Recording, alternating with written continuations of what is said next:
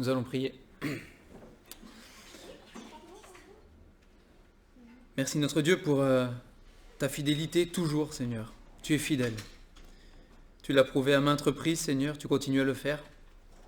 Tu es le Dieu qui est fidèle. Et ce matin encore, nous sommes reconnaissants. Parce que, Seigneur, oui, nous, l'humanité, nous sommes loin d'être fidèles et constants, mais nous pouvons, nous qui te connaissons, nous appuyer sur toi, qui demeure toujours le même, sur ta parole, Seigneur, qui ne change jamais. Et Seigneur, ça c'est une bénédiction, c'est un privilège, une grâce, que d'avoir cette parole.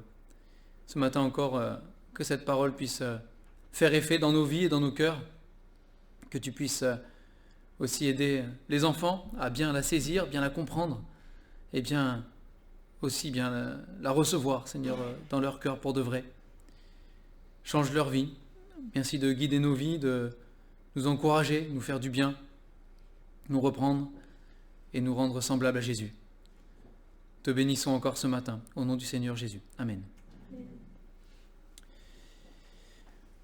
On retourne ce matin dans Ézéchiel, au chapitre 5.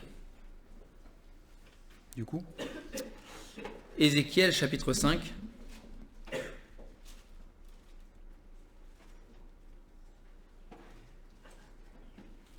Pour ceux qui n'étaient pas présents, certains mardis après-midi et qui ont raté des épisodes. Donc Ézéchiel, au tout début, reçoit une vision un peu spéciale de la gloire de Dieu, on a vu. On avait déjà parlé de ça. Et puis Dieu va lui donner une mission, j'allais dire particulière, mais qui ressemble quand même fortement aux autres missions finalement qui sont confiées aussi aux prophètes. C'est-à-dire parler au peuple de Dieu, annoncer des choses qui viendront, et puis dénoncer des péchés existants. C'est ce qui revient sans cesse dans le livre des prophètes. Et donc dans Ézéchiel, on voit que Dieu va demander certaines choses un peu spéciales, un peu bizarres à Ézéchiel. Je ne vous refais pas le chapitre 4, vous le lirez chez vous. Et au chapitre 5, il va dire autre chose à Ézéchiel, on va lire ça ensemble. Je vous rappelle qu'Ézéchiel, il n'est pas à Jérusalem, il a été déporté. Il fait partie, il y a plusieurs groupes qui ont été déportés. Il fait partie de ceux qui ont été emmenés dans la région de la Babylonie. Et donc il n'est pas à Jérusalem, mais Dieu lui parle et il annonce des choses qui vont se passer à Jérusalem. C'est un message pour ceux qui sont captifs avec lui. Et d'une certaine manière, comment ceux qui sont à Jérusalem ont reçu le message, je ne peux pas vous dire, mais les nouvelles circulaient quand même. Il y avait des choses qui bougeaient dans l'Empire babylonien. Donc au chapitre 5, on va lire tout le chapitre en entier. « Et toi, fils de l'homme » donc Dieu parle à Ézéchiel, « Et toi, fils de l'homme, prends un instrument tranchant, un rasoir de barbier. Prends-le et passe-le sur ta tête et sur ta barbe. Prends ensuite une balance à peser et partage les cheveux. Brûle-en un tiers dans le feu, au milieu de la ville, lorsque les jours du siège seront accomplis. Prends-en un tiers et frappe-le avec le rasoir tout autour de la ville. Disperse-en un tiers au vent, et je tirerai l'épée derrière eux. Tu en prendras une petite quantité que tu serreras dans les bords de ton vêtement. Et de cela, tu en prendras encore quelques-uns, que tu jetteras au feu et que tu brûleras dans le feu. De là, sortira un feu contre toute la maison d'Israël. » On s'arrête là juste quelques instants. Du coup, Dieu avait demandé à Ézéchiel juste avant de construire une petite maquette, entre guillemets, de la ville de Jérusalem. Avec une brique, là, il devait dessiner une petite maquette de la ville. Et il devait assiéger la ville. Alors, c'est un peu... s'il avait eu des Playmobil à l'époque, il aurait peut-être pris des Playmobil, quoi. Mais le but, c'était d'assiéger la ville et de faire une petite maquette d'un siège, là, par terre, pour que tout le monde puisse le voir. D'accord ? Et donc là, il dit... Prends-en un tiers dans le feu, brûle-en un tiers dans le feu au milieu de la ville. Il s'agit de la petite maquette qu'il a fait, en fait. Au milieu, là, il va brûler un tiers des cheveux qu'il a coupés. Je vous rappelle qu'Ézéchiel était censé être sacrificateur. Bon, il n'y avait plus de temple, donc il n'a pas pu être consacré parce que lui, il était déporté. Néanmoins, son père était sacrificateur, il a la famille de sacrificateurs, et en Lévitique, il est dit que le sacrificateur ne passera pas justement le rasoir sur sa tête et sur sa barbe complètement. Pas complètement. Et c'est ce que Dieu lui demande ici de faire. Donc c'était un choc pour ceux qui étaient à côté de lui et qui voyaient faire, c'était pas possible en fait. C'était inconcevable que Ézéchiel puisse se raser complètement la tête et la barbe. C'était choquant pour eux. Hein. On verra, on continue. Verset 5, « Ainsi parle le Seigneur, l'Éternel. C'est là cette Jérusalem que j'avais placée au milieu des nations et des pays d'alentour. Elle a violé mes lois et mes ordonnances et s'est rendue plus coupable que les nations et les pays d'alentour, car elle a méprisé mes lois. Elle n'a pas suivi mes ordonnances. » Verset 7, « C'est pourquoi, ainsi parle le Seigneur l'Éternel, parce que vous avez été plus rebelles que les nations qui vous entourent, parce que vous n'avez pas suivi mes ordonnances et pratiqué mes lois, et que vous n'avez pas agi selon les lois des nations, et que vous n'avez pas agi selon les lois des nations qui vous entourent. À cause de cela, ainsi parle le Seigneur l'Éternel, voici, j'en veux à toi, et j'exécuterai au milieu de toi mes jugements sous les yeux des nations. À cause de toutes tes abominations, je te ferai ce que je n'ai point encore fait, et que je ne ferai jamais. C'est pourquoi des pères mangeront leurs enfants au milieu de toi, et des enfants mangeront leurs pères. J'exercerai mes jugements contre toi, et je disperserai à tout vent tout ce qui restera de toi. C'est pourquoi je suis vivant, dit le Seigneur l'Éternel, parce que tu as souillé mon sanctuaire, par toutes tes idoles et toutes tes abominations. Moi aussi, je retirerai mon œil, et mon œil sera sans pitié.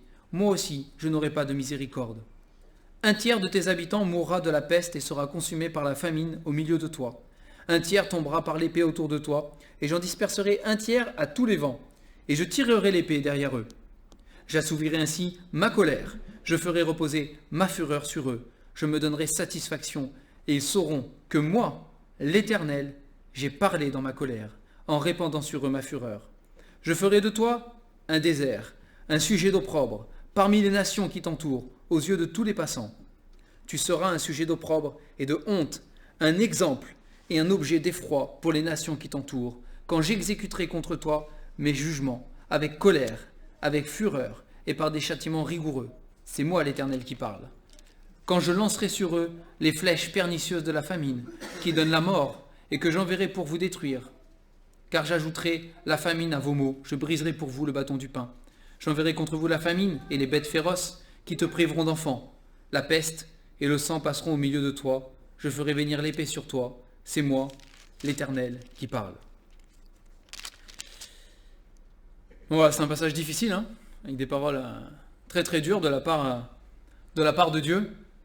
On a vu ce matin dans le psaume que Ramon nous a partagé que l'Éternel est celui qui change les déserts en bénédiction. Hein, il change les déserts en source d'abondance. Il est celui qui fait fleurir les endroits qui sont infleurissables. C'est vraiment, hein, il est capable de planter la vie au milieu même de là où il y a la mort. Et c'est ce qu'il a fait en nous ressuscitant, hein, et en faisant de nous ses enfants. Il a planté la vie là où il n'y avait que la mort. Et il peut le faire physiquement sur la planète là où il veut. Il dit ici au début, hein, au verset 5, il dit que voilà, Jérusalem, il l'a placé là, au milieu des nations, hein, c'est lui qui l'a fait. C'est lui qui, du désert, a fait sortir cette ville. Si Dieu peut le faire dans un sens, ici on le voit, hein, Dieu peut le faire aussi dans l'autre sens. D'un lieu d'abondance, Dieu peut faire un désert. D'un lieu rempli de bénédictions, plein d'eau, hein, avec tout ce qu'il faut, Dieu peut, d'un claquement de doigts, il peut tout assécher. On pense à Sodome et Gomorrhe, par exemple, une plaine avec une richesse fertile inimaginable, hein, que Lot a choisi parce que vraiment ça se voyait que c'était le meilleur endroit, c'était tout vert, il y avait de l'eau, il y avait, waouh, c'était génial quoi, et il y avait une abondance extraordinaire. Et Dieu fait pleuvoir, hein, le feu et le soufre du ciel, et il réduit toute cette région à une terre salée, stérile, hein, et on ne peut plus rien faire pousser.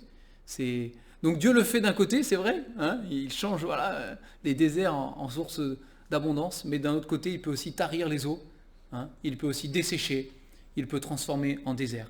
Et ici, c'est ce que Dieu promet de faire, il le dit à Ézéchiel ici, hein, et c'est la prophétie qui est donnée, il promet de faire de Jérusalem un lieu désert, au lieu d'un lieu fertile.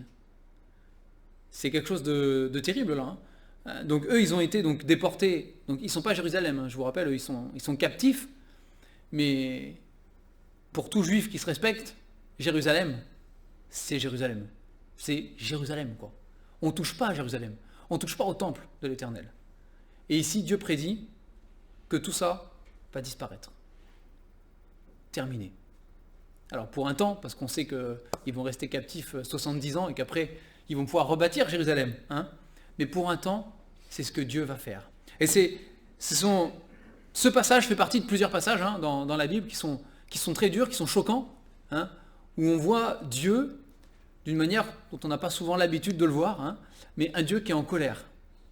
Un Dieu qui utilise des termes qui sont forts. Il parle de colère, il parle d'abomination, il parle de fureur. Et il dit « j'en veux à toi ». C'est ce qu'il dit à Israël, c'est ce qu'il dit à Jérusalem. Il dit « je t'en veux, je t'en veux ». C'est pas un discours qu'on a l'habitude de placer souvent dans la bouche de Dieu, n'est-ce pas? Pourtant, c'est ce que Dieu dit ici. Et la colère de Dieu, elle existe. Elle est partout présente dans la Bible. On la voit partout. Dès les premières pages, on la trouve. Vous avez le déluge qui arrive très rapidement, dans l'histoire de l'humanité qui est rapportée, en tout cas, ici, où Dieu est en colère contre le mal qui se fait sur cette terre et contre l'humanité qui sans cesse a des pensées tournées vers le mal, sans cesse, sans cesse, sans cesse. Donc Dieu est en colère à ce moment-là. On a la colère de Dieu qui se manifeste plein de fois. Et puis dans le Nouveau Testament, vous avez ce verset où il est dit que par notre impénitence et notre cœur dur, on s'amasse un trésor de colère dans le ciel pour le jour du jugement de Dieu. Et chacun de nous, en tout cas, celui qui a le cœur impénitent, c'est le cœur qui ne veut pas se repentir. On va le traduire comme ça. C'est le cœur impénitent, c'est ça. C'est celui qui refuse de se repentir, qui refuse de reconnaître ses torts et de demander pardon à Dieu, qui refuse de se reconnaître coupable. Et il dit, celui qui a un cœur comme ça, il s'amasse un jour un trésor de colère dans le ciel, qui tombera sur lui le jour du jugement de Dieu. Le jour du jugement de Dieu. Ici, on se dit comment c'est possible quand on arrive au verset 10 et que Dieu explique ce qui va se passer dans Jérusalem, quand le jugement va tomber, le jugement va être exercé. Il dit des enfants mangeront, les parents mangeront leurs enfants, des enfants mangeront leurs parents. C'est ce qui s'est réellement passé à Jérusalem. Dieu l'a prédit, c'est ce qui s'est passé. Si vous lisez par exemple Lamentation de Jérémie, notamment, vous avez la réalisation.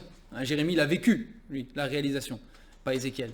Mais Jérémie a vu de ses yeux ce qui s'est passé derrière. Et il a vu effectivement des enfants, des parents qui mangeaient leurs enfants, parce qu'il y avait une famine, parce qu'il n'y avait plus rien, l'enfant était mort, et il n'y avait plus que ça. Et c'était ça où il mourait, et puis il devenait fou dans la ville de Jérusalem. Et c'est ce qui s'est passé. Beaucoup de souffrance, beaucoup de douleur. Et la cause de tout ça, donc bien sûr c'est un jugement qui est exercé par rapport à leur péché, d'accord, ça on va y revenir après. Mais ce qui est important de comprendre, j'ai perdu le verset. Voilà, c'est verset 11. Au verset 11, le Seigneur dit « C'est pourquoi je suis vivant, dit le Seigneur l'Éternel, parce que tu as souillé mon sanctuaire par toutes tes idoles et toutes tes abominations. » Donc ça c'est la cause, d'accord? C'est la cause de pourquoi Dieu est en colère.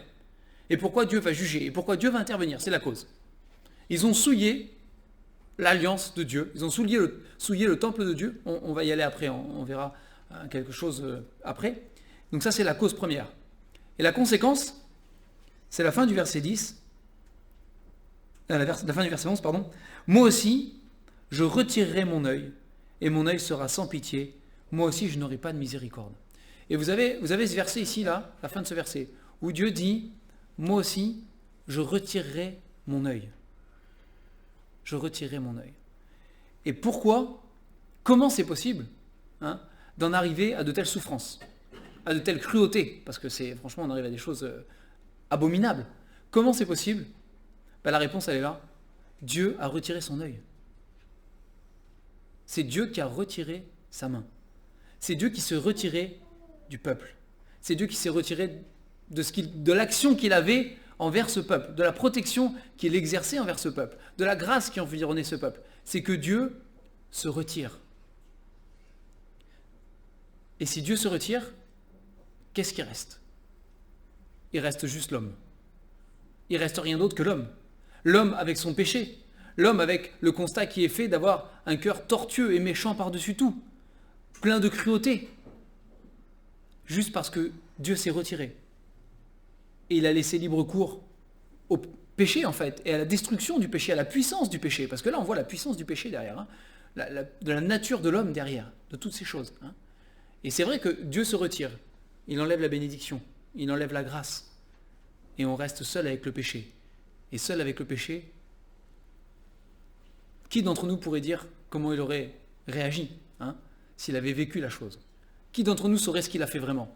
On ne peut pas le savoir tant qu'on ne l'a pas vécu. Parce que, et nous devons en être conscients, nous avons le privilège d'être environnés de la grâce de Dieu. Il faut en être conscient de ça. C'est une grâce qu'on a, on s'en rend pas compte tous les jours. Bon, on le sait parce qu'on est chrétien, n'est-ce pas? Mais on n'en a pas pleinement conscience chaque jour. Ce que nous vivons, les choix que nous faisons, et même parfois on fait des choix pourris encore.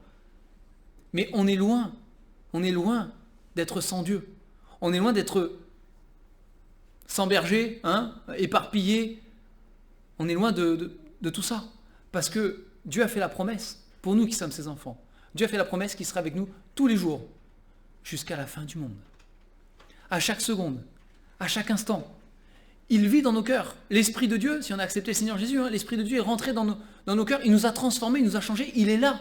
Et la Bible est formelle, elle le déclare, cet Esprit demeurera pour toujours. On l'a pour le jour de la rédemption, jusqu'au jour où on va ressusciter et voir Jésus. Il est là, il est en nous, et il le restera. Et on est sans cesse environné de la grâce de Dieu. Si Dieu se retirait de nous, qui sait ce que nous deviendrions, ce que nous ferions, jusqu'où nous irions? On ne peut pas le savoir. Mais on peut rendre grâce aujourd'hui. On peut rendre grâce à Dieu de ce que son œil ne se retire pas de nous et de ce qu'il est là. Parce que sinon, alors là, que Dieu ait pitié de nous. Que Dieu ait pitié de nous. Donc c'est une des choses qu'on peut tirer ici. Mais nous avons ce privilège, qu'on en soit conscient et qu'on rende gloire et grâce à Dieu de ce qu'il nous environne sans cesse, selon sa promesse. Malgré nos chutes, malgré nos défaillances, malgré nos péchés, malgré nos imperfections, malgré ce que nous sommes. La grâce de Dieu demeure toujours. Là où le péché a abondé, la grâce a surabondé, qui est la parole. Et il est toujours là. Il est toujours là. Il est toujours là. Et il n'y avait rien de plus terrible comme jugement qui puisse arriver à Israël. Et rien de plus terrible comme jugement qui puisse arriver à un homme que Dieu qui dit « Je retire mon œil de dessus toi ». C'est « Je n'ai plus le regard sur toi. Je me détourne de toi ». Et plusieurs fois dans les prophètes, ça revient, que Dieu cache sa face à son peuple. Et il n'y a rien de plus terrible. Parce que là, on est perdu. On est perdu et on est seul face à notre péché. Et on est livré au péché. On est livré au péché. Alors pourquoi ici Dieu en arrive à une telle extrémité? Eh bien si on va en Ézéchiel chapitre 8, en Ézéchiel chapitre 8, Dieu va montrer à Ézéchiel pourquoi. Parce que même si Ézéchiel avait constaté l'état du peuple d'Israël, parce que de toute façon, il était juif, il avait vécu dans le peuple, il sait très bien que le peuple s'était tourné vers des idoles, qui marchaient dans d'autres voies, qu'ils n'écoutaient plus vraiment l'Éternel, et qui faisaient un peu des deux. Des fois, ils allaient voir un peu l'Éternel quand ça les arrangeait, quand ça les arrangeait plus, ils allaient voir Baal, Astarté, Tammuz, et puis tous les autres, on ne sait jamais, des fois qu'ils auraient des solutions à ce que l'Éternel n'a pas apporté, et puis surtout que ça irait dans leur sens à eux, etc. Et Ézéchiel avait été témoin de tout ça, mais le jugement était vraiment sévère. Et la question qui pouvait se poser, c'est, mais Seigneur, quand même, pourquoi à ce point, quoi? Pourquoi? Et donc Dieu, au chapitre 8 d'Ézéchiel, après avoir remontré sa gloire, encore une fois, à Ézéchiel, Dieu va rendre Ézéchiel témoin de ce qu'il n'a pas vu, des choses qui sont, alors on va voir que c'est pas si secret que ça, mais qui sont faites par derrière. Et donc au chapitre 8, à partir du verset 5, Dieu dit à Ézéchiel, il me dit, « Fils de l'homme, lève les yeux du côté du septentrion. » Je levai les yeux du côté du septentrion, et voici, cette idole de la jalousie était au septentrion de la porte de l'autel à l'entrée. Donc là, il a une vision à Jérusalem. Enfin, il voit Jérusalem en vision, d'accord? Et il me dit, verset 6, « Fils de l'homme, vois-tu ce qu'ils font, les grandes abominations que commet ici la maison d'Israël, pour que je m'éloigne de mon sanctuaire? Mais tu verras encore d'autres grandes abominations. » Donc, Dieu dit à Ézéchiel, et on l'avait vu, surtout à l'étude biblique, mais que la gloire de l'Éternel avait quitté le temple, avait quitté Jérusalem et se présentait à Ézéchiel en pays païen, en terre païenne, en terre idolâtre. Et pour Ézéchiel, il ne comprenait pas comment c'était possible que la gloire de Dieu se trouve ici alors qu'elle devrait être au temple. Et Dieu est en train d'expliquer ici, en même temps, à Ézéchiel, pourquoi il a quitté le temple et qu'il est parti. Verset 7, « Alors il me conduisit à l'entrée du parvis. » Donc on est au parvis du temple. Je regardais et voici, il y avait un trou dans le mur. Et il me dit, « Fils de l'homme, perce la muraille. » Je perçai la muraille et voici, il y avait une porte. Et il me dit, « Entre et vois les méchantes abominations qu'ils commettent ici. » J'entrai et je regardai. Et voici, il y avait toutes sortes de figures de reptiles et de bêtes abominables et toutes les idoles de la maison d'Israël, peintes sur la muraille tout autour. 70 hommes des anciens de la maison d'Israël, au milieu desquels était Jaazania, fils de Shaphan, se tenaient devant ces idoles, chacun l'encensoir à la main, et il s'élevait une épaisse nuée d'encens. Ok ? Donc Ézéchiel, il voit, Dieu lui montre, il voit, ils sont nombreux quand même, 70. Ils représentent le peuple, ce sont les dirigeants de la nation d'Israël, si vous voulez, ce sont les anciens. Et il voit ces 70 anciens en train d'adorer des images d'animaux, de divinités païennes, avec de l'encens. Et vous en avez un qui est noté. Quel triste témoignage est rendu à cet homme. Vous vous rendez compte, il apparaît là, dans la liste des 70, les autres ne sont pas nommés. Bon, ils y étaient, mais lui, il est nommé. Alors, son nom est écrit.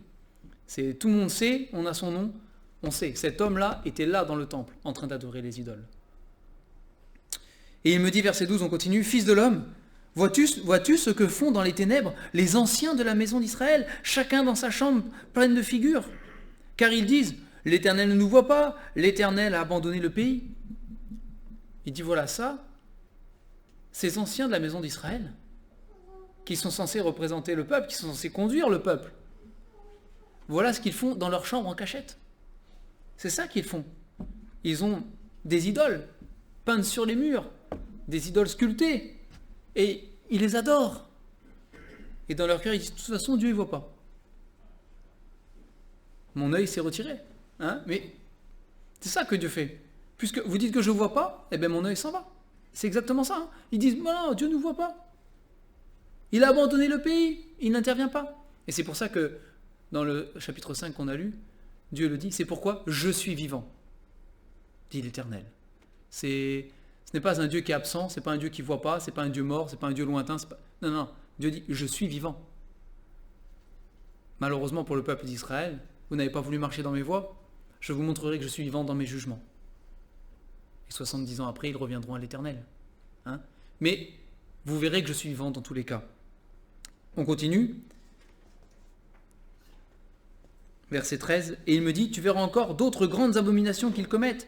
Et il me conduisit à l'entrée de la porte de la maison de l'Éternel, donc du temple, à côté du septentrion, du côté du septentrion. Et voici, il y avait là des femmes assises qui pleuraient Tammuz. Donc Tammuz, c'est une divinité. On ne va pas rentrer dans les détails. C'est une divinité païenne. Et il me dit, vois-tu, fils de l'homme, tu verras encore d'autres abominations plus grandes que celles-là.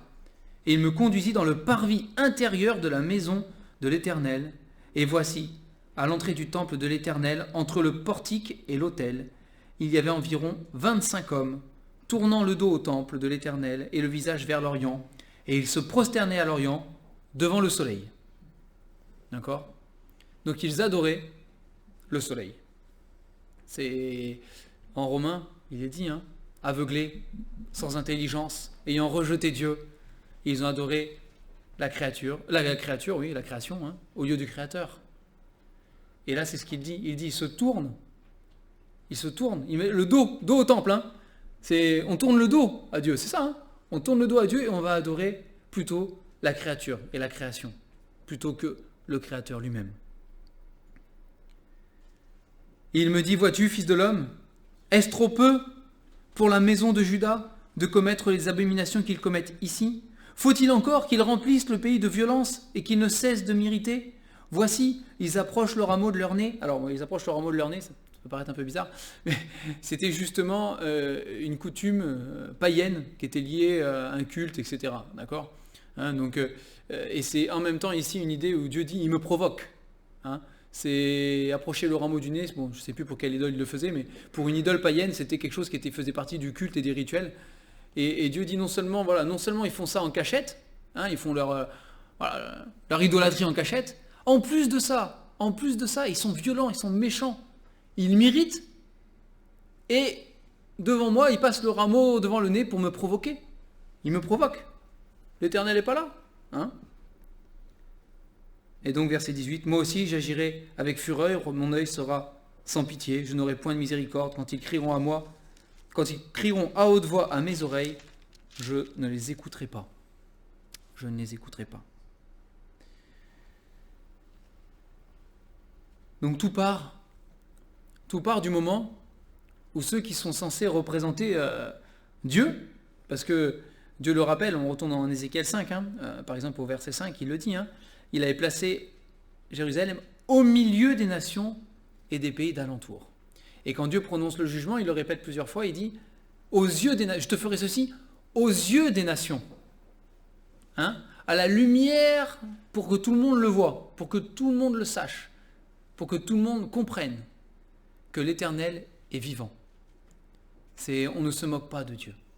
Et donc à partir du moment où ceux qui sont censés être les témoins ici, hein, de ce Dieu créateur, à partir du moment où ici ils tournent le dos à l'Éternel, et non seulement ils vont dans le péché, mais ils souillent. C'est ça le problème. Ils souillent le nom de l'Éternel. C'est le témoignage de l'Éternel qui est entaché là, ici.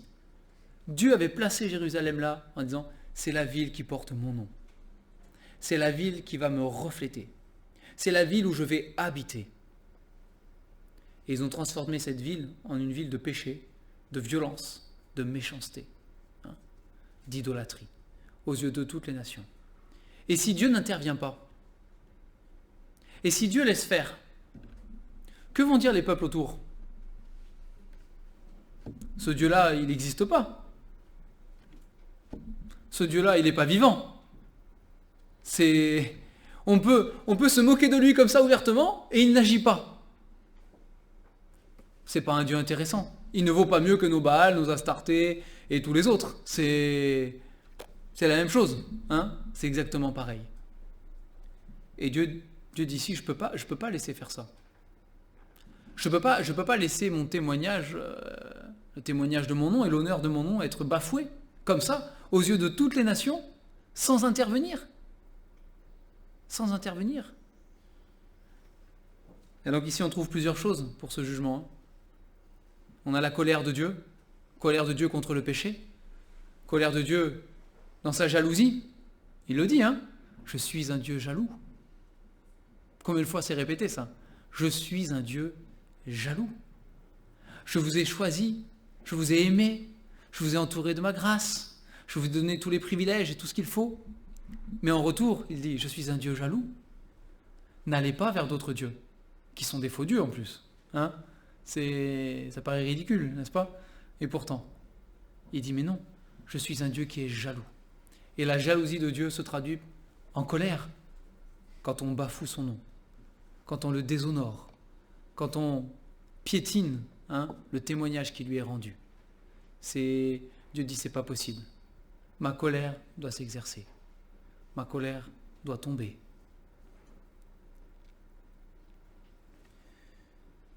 Nous savons qu'après, le peuple d'Israël retournera vers l'Éternel. Nous savons que même si par la suite ils ne marcheront pas droitement avec l'Éternel, hein, vous voyez, beaucoup plus tard, à l'époque où le Seigneur Jésus vient sur terre, il trouve des gens durs de cœur, il trouve des gens religieux, hein, enfermés dans un carcan de lois et de règles, etc., hein, de traditions humaines. Hein. C'est vrai. Néanmoins, des idoles en Israël après, on n'en trouve pas beaucoup. Hein. Il leur aurait reproché plein d'autres choses, c'est pas la question, hein. Tout le monde est pécheur. Il leur aurait reproché d'autres choses. Mais des idoles, dans le temple de l'Éternel, vous n'en trouvez plus. Une leçon a été apprise. Bon, malheureusement, il a fallu passer par là pour eux. Hein. Ça a été douloureux, ça a été même plus que douloureux, ça a été horrible, hein, et inimaginable, indescriptible. On a Jérémie en Lamentation qui nous fait la description, mais c'est vraiment voilà, au-delà de ce qu'on peut imaginer. Hein. Mais des idoles en Israël, vous n'en trouvez plus. Ou alors, il y en a forcément quelques-unes, mais pas à cette échelle-là. Hein, ça n'arrive plus. Ça n'arrive plus. Mais que c'est dommage. Hein, que c'est dommage d'en être arrivé là. Que c'est dommage d'en être arrivé là. C'est pas ici le Dieu de l'Ancien Testament.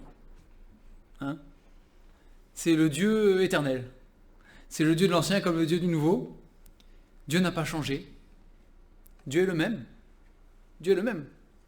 C'est le même Dieu. C'est pas qu'entre-temps, il y a Jésus-Christ qui est arrivé et du coup, Dieu a une nouvelle facette. Ah, ça y est, il a acquis une facette qui est l'amour, la grâce, la compassion, et il ne l'avait pas avant. C'est le même Dieu. Il y avait déjà la grâce, l'amour et la compassion avant. Et il y a toujours aujourd'hui la colère, la sainteté, la purification, le jugement. Rien n'a changé. Hein, Dieu est toujours le même. Si vous lisez l'Apocalypse, vous voyez la colère de Dieu qui un jour, hein, c'est une prophétie qui n'est pas encore réalisée, mais vous voyez la colère de Dieu qui un jour s'abattra sur la terre. Avec des fléaux et des choses abominables. Avec des morts et des morts et des morts. On le voit aussi en Apocalypse. Hein. C'est le même Dieu. Rien n'a changé. Rien n'a changé.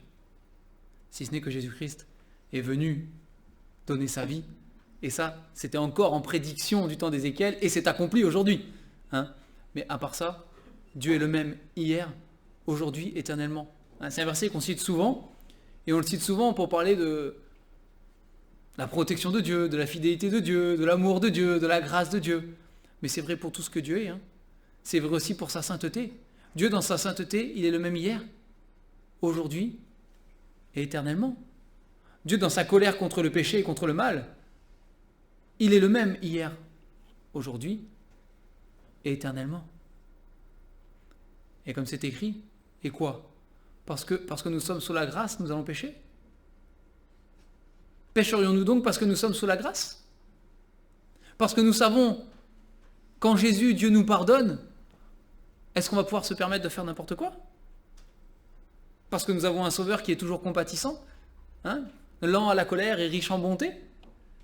Allons-nous du coup pouvoir faire ce que nous voulons, selon nos propres désirs ? Mais la parole de Dieu est claire, non. Et en hébreu même, il nous est rappelé que notre Dieu est un feu dévorant et que le jugement commencera par la maison de Dieu. Hein, par nous-mêmes.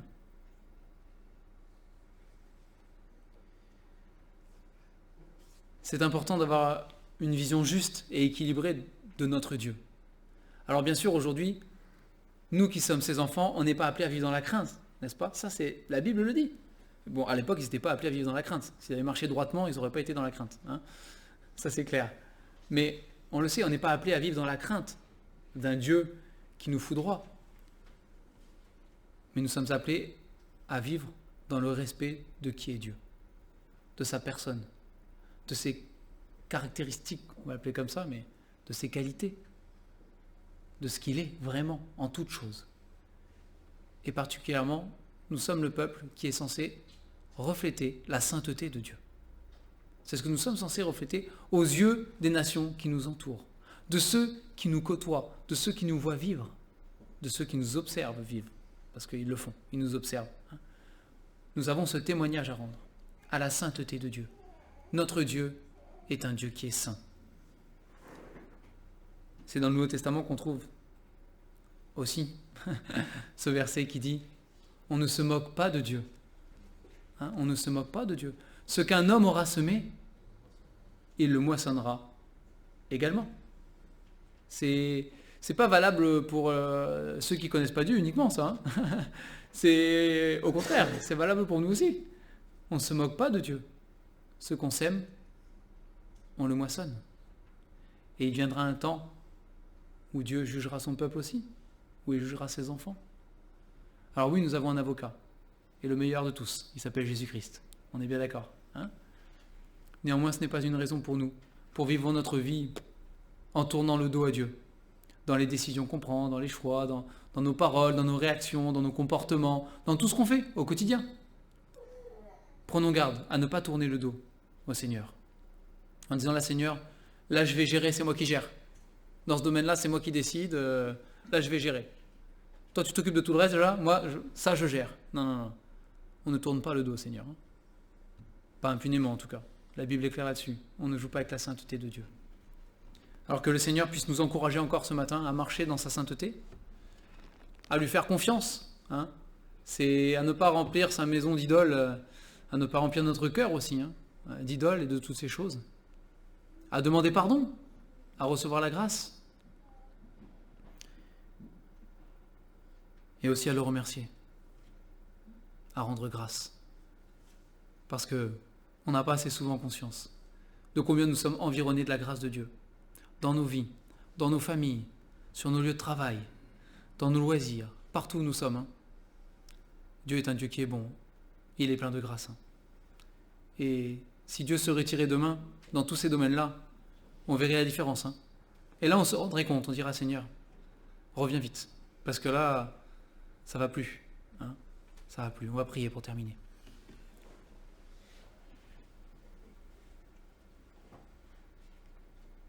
Seigneur, nous voulons nous souvenir encore ce matin que tu es le Dieu créateur, le Dieu tout-puissant, que tu es le Dieu de sainteté, vivant. Seigneur, nous te demandons pardon. Nous te demandons pardon pour toutes les fois où nous te tournons le dos, pour agir selon nos propres volontés,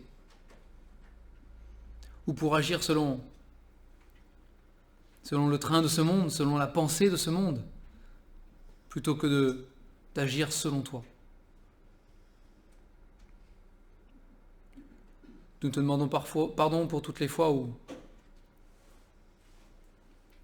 par nos comportements, nos actions, nos paroles, nous te déshonorons aux yeux de ceux qui sont autour de nous.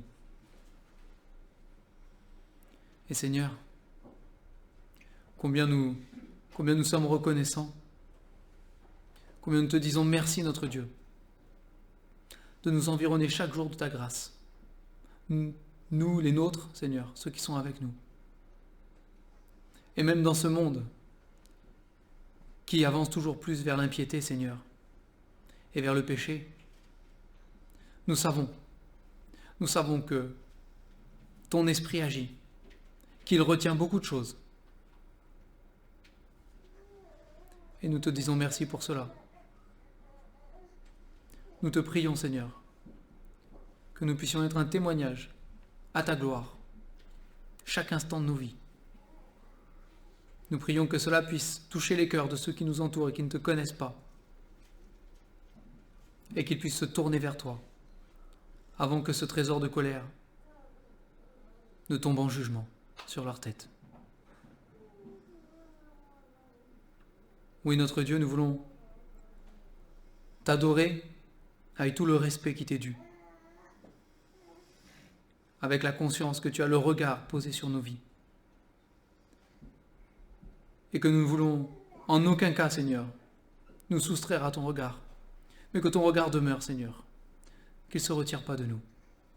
Continue à avoir le regard sur nos vies, sur nos familles, sur notre assemblée. Qu'il fait bon, Seigneur, vivre sous tes ailes, comme c'est écrit, et sous ton regard, au nom du Seigneur Jésus. Amen.